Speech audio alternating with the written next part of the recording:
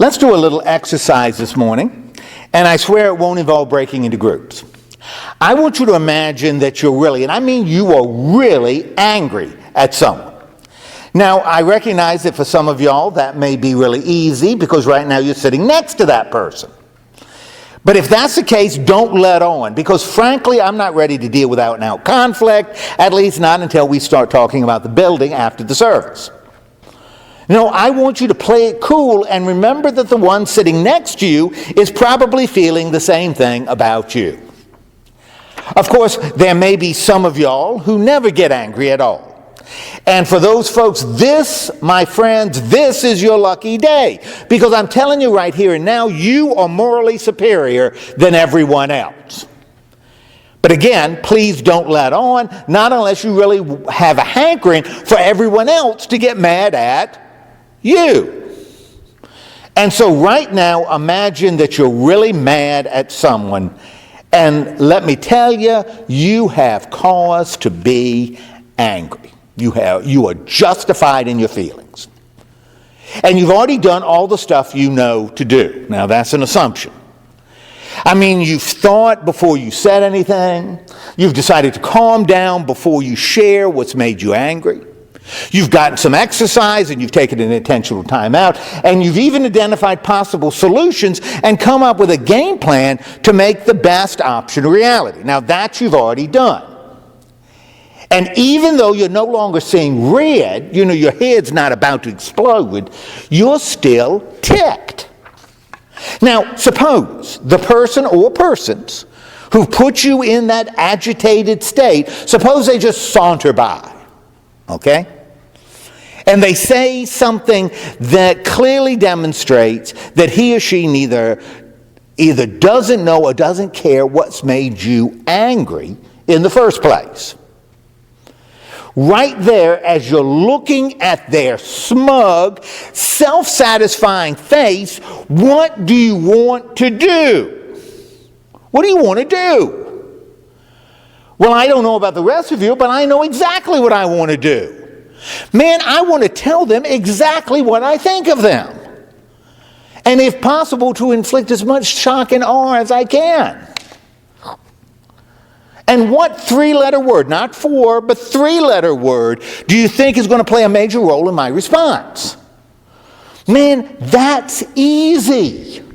Really is. It's the word you. You. In fact, the only thing easier than identifying that particular word is figuring out what I'm going to hear coming back to me. And now feel free to consider any four-letter word you want. It's called fanning the fire. And I'll tell you, for that reason, we're going to talk about how we might shift from using you to using I. And then we'll consider why it's important for us to stick to some why statements when we're really mad. Now, that's going to be our focus this morning. And I'll tell you something else. If we're able to pull this off, if we're able to shift from this you to I, we'll be walking into some pretty important footprints. You see, I think it's really obvious that this is what the Apostle Paul did when he was really ticked off at the church in Corinth. Now, just for a little background, Paul was the guy who really got the church going in that particular Greek city. And I'll tell you, that was no easy feat, not putting a church there in Corinth. In fact, it would be a little like starting a church right there on the Las Vegas Strip. Because in the day, what happened in Corinth, what? Stayed in Corinth. Let's just say it was a wild and crazy place. And yet Paul did it. He was able to get a church started. But as soon as he left, man, the Corinthians started acting like, well, Corinthians. They went wild. For example, a guy started dating his stepmother. Church members were suing one another right and left. Rich people were coming to church suppers early and eating all the food before the poor folks had a chance. And evidently there was a group of women in that church that were cutting up so much during worship, speaking in tongues and waving and dancing and doing all kinds of business like that, that people passing by figured that everybody in the building had been drinking. Now all that was happening. And we know it by what he wrote in his first letter. In other words, these were some of the problems he addressed and tried to solve. But after they got and read the letter, instead of things getting better, everything got worse.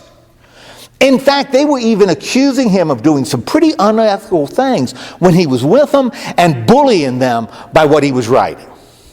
And when you read parts of his second letter, Paul was really ticked.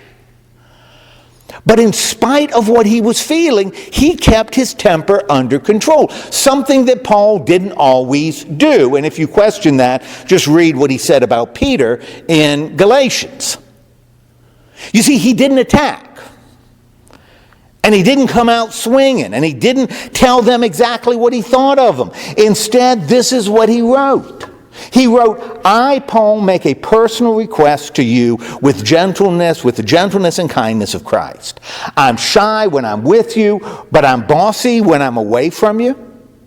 I beg you that when I was with you in person, I won't have to boss you around. I'm afraid that I may have to use that kind of behavior with those people who think we live by human standards. I don't want it to seem like I'm trying to intimidate you by my letters. I know what some people are saying. His letters are severe and powerful, but in person he is weak and his speech is worth nothing. These people need to think about this, that when we were with you, our actions will show that we are the same as the words we wrote when we were away from you. We won't dare to place ourselves in the same league or compare ourselves with some of those who are promoting themselves. Now, that's what he wrote.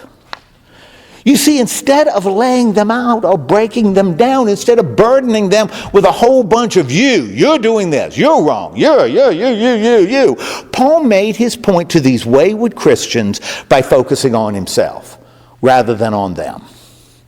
And I'll tell you, that's exactly what we can do too.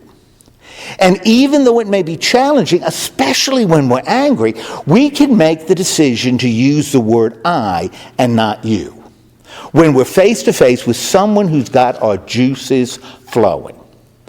And you know, once we've decided to do it, this is how I think it can be done. And for me, it really comes down to 3 steps. For example, first, I think it's important to focus on the behavior and not the person. You see, if we say to the person who's made us mad something like, you're a bully or a pig or a jerk, that's probably going to inflame the situation. And I'll tell you something else. If we say, I think you're a bully or a pig or a jerk, that's not really what we're talking about by I statements. Instead, it's better to start with something like, when I'm shouted at, or when the towels are left on the floor, or when I think I'm not being heard. It's about the behavior, not the person. And then second, we can follow it up with some kind of feeling. Now, right here, it's important to make it emotional. I mean, saying I feel like quitting or leaving or killing you isn't really a feeling. Instead, it's more like this. When I'm shouted out at, I feel flustered. Or when the towels are left on the floor, I don't feel appreciated. Or when I think I'm not being heard, I feel unimportant. You see what I mean? Those are feelings. And then third, once the behavior has been identified and the feelings expressed, now we can share what we'd like to see happen. Something that starts with, I would like, or what I'd like to see happen is, or it would be great if. You know, words like that would be nice. Now that's how we can work some I statements into what would otherwise be a tense situation, or even one that could be explosive. And the reasons why we might want to do that, well, I don't think they're all that different from the reasons Paul said what he said to the Corinthians. I mean, just think about how it might affect the other person. Man, if we're hitting them with a bunch of yous, what response are we going to get? If you're attacked, what are you going to do? If someone attacks you personally, what are you going to do? You're going to do one of two things, right? You're either going to retreat or you're going to attack back, right? Neither of which will move us to resolving our differences, right? But if the focus is on behavior, then I think the other person is less likely to take it personal. And if I talk about my feelings, then maybe what I say won't sound like an attack.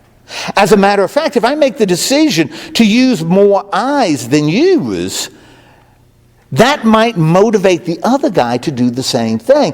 And now we're moving to resolution. And so it's got to affect the other person. But when you think about it, it also has to affect us. I mean, let's face it, I know a whole lot more about how a certain behavior affects me than I do about someone else's motivation for doing it, right?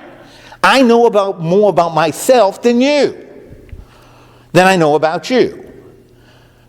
And if I stick to what I know rather than what I assume, maybe I'll actually be more focused and clear in what I say. You see, whether you're talking about them or me, my intentional use of I statements will probably shape the conversation that follows. Of course, that doesn't mean we should expect everything to work out. I mean, even if I stick to I statements, I can't expect to have a conversation where everything is peaceful like this. In fact, we don't know what happened between Paul and the Corinthians. Although we do know the church not only continued but grew in the city of Corinth. In other words, there aren't any guarantees. Still, when things are tense, if we decide to use I instead of you, I believe, if we focus on behavior, not person, and if we talk about what we're feeling, and if we share what we'd like to see happen, that just may have an impact on both them and us. As a matter of fact, that just might be an important step to diffusing a lot of anger. But of course, none of this will have much effect unless we also decide that we're not going to hold a grudge. And that's our topic next week. Amen.